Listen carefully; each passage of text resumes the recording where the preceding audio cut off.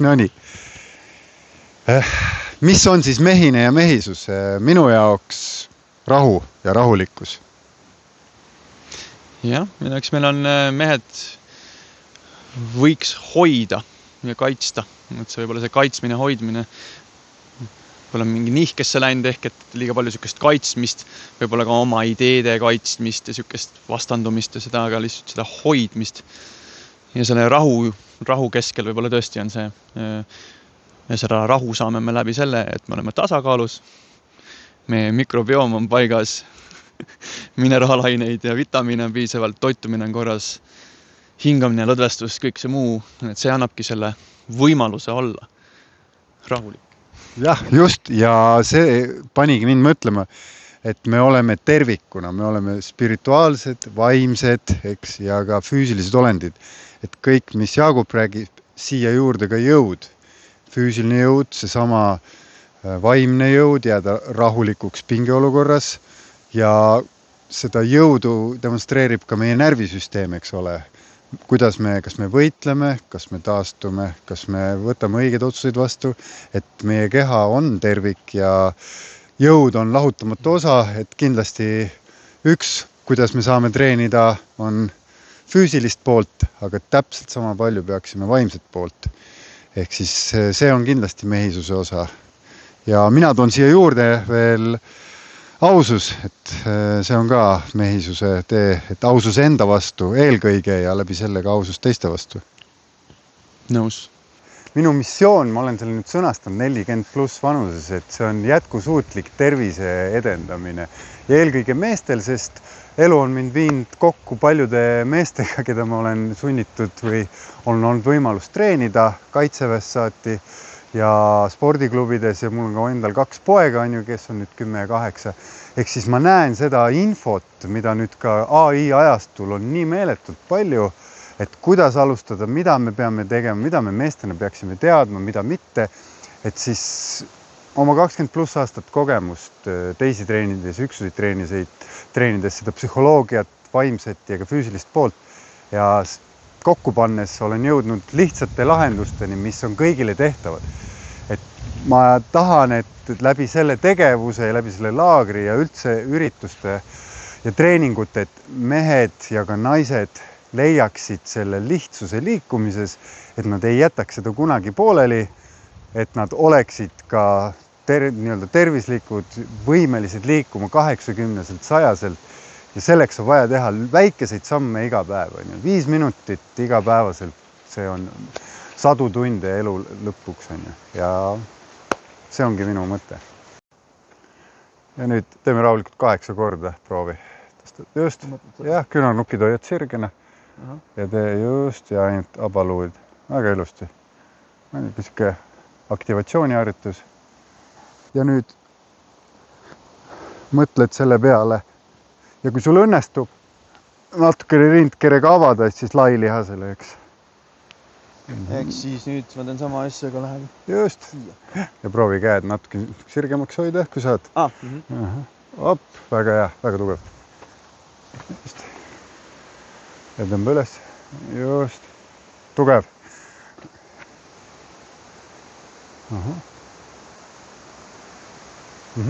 Ma ikkagi hakkan kätest tegema vist, käed tulevad kaasa. Jah, käed. Ega see lõpuks vaata ongi, et kui me lähme siit lõuatõmbesse edasi, et ma teen selle natukene ära ja siis tõmbangi, vaata, et see algab siit. Ja lihtsalt lõuatõmbesse. Just, elus, just. 2, väga hea. 3 ja tule alla rippu. Väga hea. Kätekõverduste puhul proovime kõigepealt, et lähme toengusse planku ja siis aktiivselt abaluude kokku lahku toomime. Ma näitan ette sulle, et sa võid vabalt nukkide peal teha, et küünarnukid sirged, kere tugevana, et surud võimalikult kaugele ja lased siit soojenduseks liigutusena. Just, väga hästi. Ja käed, küünarnukid olid sirged, just. Ja suru välja ja proovime siit ka sirgena. Vist väga tihti ei tee seda niimoodi, on ju? Ei, ma seda ei tee, jah. Aha, kuidas kontrolli mõttes on, et midagi uut ka. Just. Ja lükka täitsa ülesse välja. Just. Õpime kontrolli. Vaata sama asi. Siin on autentne märk. Eks kui ma tulen rööbast puudele kontrollitud asendisse. Töö on siin. Jah, just. Et ma kontrollin abaluid, mitte nüüd ei lähe siia lõdalt peale, ei jää kuskile nii-öelda peaga, vaid surungi ennast aktiivsesse, sest siit ma saan põlvetõsteid teha, siit ma saan rööbast puid kenasti teha efektiivsemalt. Et lihtsalt proovimegi seda abaluude kontrolli. Väga ilus. Loogilisem on rööbast puude peal just kui käsi sirgena hoida, kui vaata kätekõverdust, sest ta on nii palju raskem. Aga siin ma võin alla lasta ennast siit. Jah. Nii, väga hea. Ütleme nii, et on näha, et sa oled vilunud kätekõverdustes väga.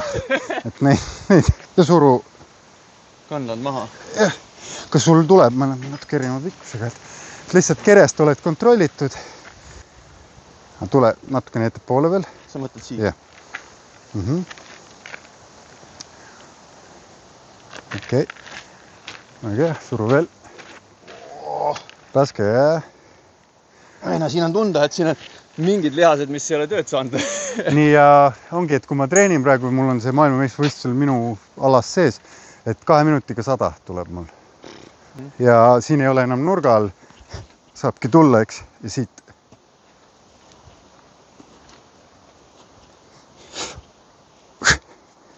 Tagasi tulla. Et nüüd oligi, et sa jäid hästi sirgelt sinna kohale, et proovigi. Just. Nii. Ilus. Joo. Ja. See on uus asi. Võt. Et see ongi, et no suru. Sa teed muidugi väga puhtalt ka, aga ongi. Mulle meeldib teha pigem aeglaselt kui kiiresti, sest et sealt ma saan nagu kontrolli. Aru, kus on kontroll, kus on mingi probleem. Aga noh, see ongi nagu, ma teen neid iga päev, vaata sadu, sest ma pean võistlema veel. Yeah. Et siis, aga jällegi siin lihtsalt alustad selle sama hoidmisega. Ja siit hakkab. Ja teine, mis ma väga tihti teen, on, et ma hoian ennast siin. Lihtsalt staatiliselt. Vaata. Et kontrollin algust, kontrollin lõppu. Ja see ongi see koht, kus ma areng saab tulla. Staatiline hea viis on selg vastu seina või vastu posti 90 kraadi, eks. Ja siis oled kontrollitult. Nii on okei, on ju? Et see tugevdab on ju lihaseid, kõõluseid, et selline kontrollitud ja vaatame lihtsalt rahulikult täistallaga maas. Ilus. Ja saad rahulikult siin nagu 90 kraadi enam vähem hoida. Nii. Just, hoiame. Aga jah, võid natuke põlve välja lükata. Just. Ja tule püsti. Ja ega kükkide puhul ongi täistald maas. Põlved vaatavad varvastega ühes suunas ja istud, no mina toon käed ette ja viin alla ja põlv vaatab alati, vaata varbaga ühes suunas. Et kui sa tuled, teeme rahulikult, teeme 8 kükki ja lükka põlve välja, lükka vastu mu kätt. Ja lükka veel. Lükka. Praegu on okei? Jah. No nii. Et siis see ongi kogu küki maagia. Aga neid vikki. Väljaasted, et üldiselt siin näiteks muru peal mina teen käärkükki lihtsalt. Puhastan ära. Ja kui ma alla nüüd lähen, siis mul peaks jääma 90 kraadi ja siit surun näiteks otse ülesse. See on tunduvalt, see ei põruta põlve, eks. Ja ma olen kontrolli asendis. Sa võid isegi tagumise jala natuke lähemal tuua. Nii, väga hea. Ja tule üles, just. Ja siis teine pool ka proovime. Nüüd natuke pikem samm, jah. Ja need harjutused, mis me Jaagupi peal tegime, ega ongi ülakeha baasharjutused ehk siis tõmbed enda poole ja on ka surumised endast eemale. Ehk siis see on see, mida me ülakehale vajame ja alakehal siis kükid, ehk siis me justkui surumised tinglikult.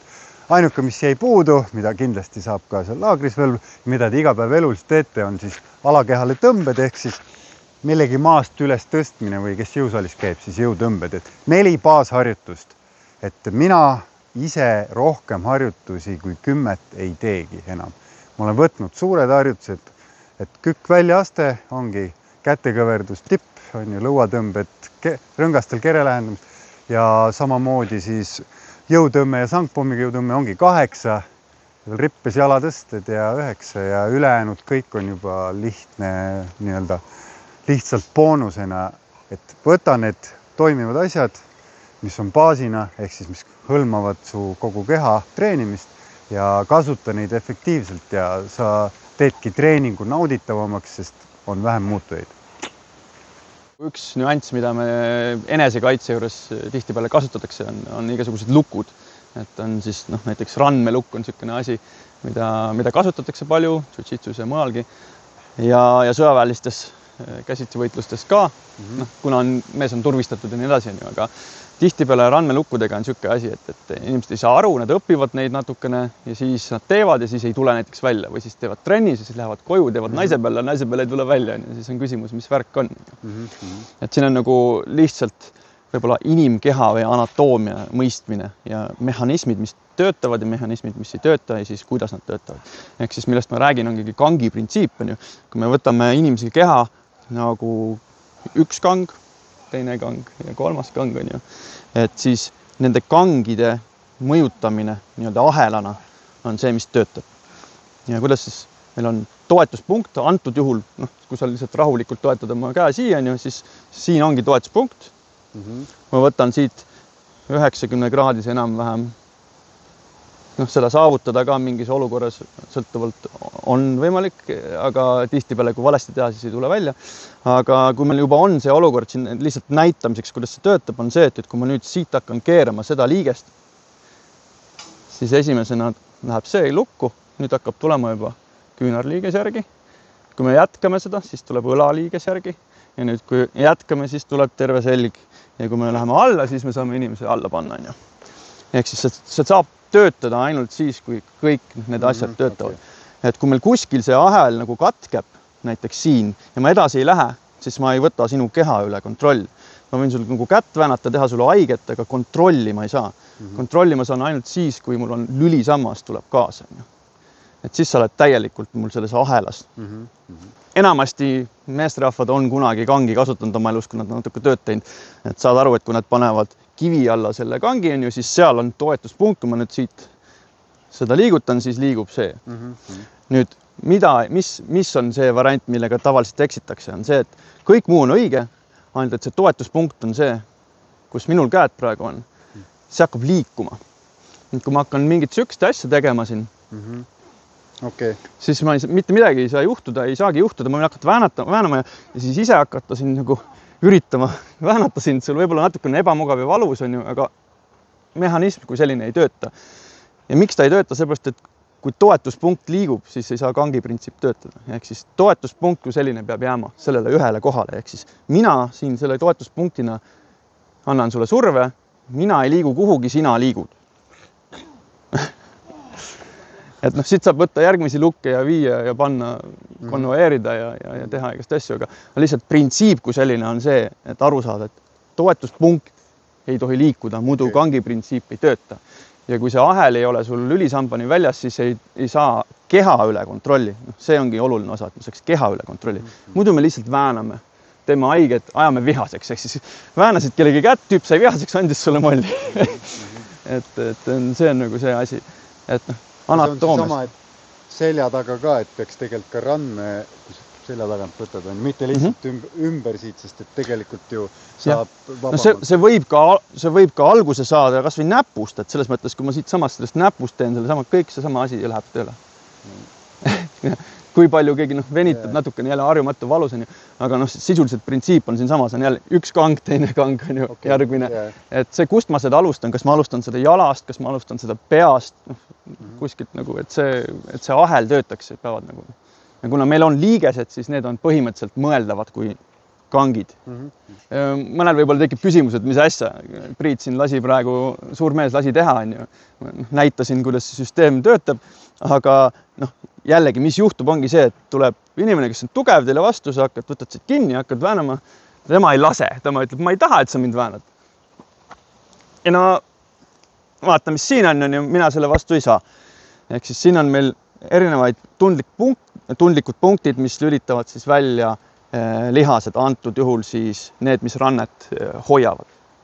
et kui ma siit samast kohast võtan selle, siis et see, kuna Priit oli pinges, siis see tuli veel efektsemalt, vaata, sest et kui sa ei ole pinges, siis me näeme seda ahelat, aga kui nad on pinges, siis on see üks ahel on nagu ta haarab sind tervikuna. Et selles mõttes olles lõtv mõjutab see sind vähem, oled sa pinges üleni, siis see on nagu veel halvem variant. Aga point on selles, et neid punkte vaja teada suundasid ja on vaja aru saada sellest, kuidas need töötavad. Jällegi, pole olemas 100%. Mõned inimeste peal ei tööta. Ma olen ise treeninud inimesi ja olen leidnud paar tükki, kelle peal ei tööta või vähemalt siis minu oskustega ei tööta. Siis on vaja väikseid teisi nüansse ja siis töötab.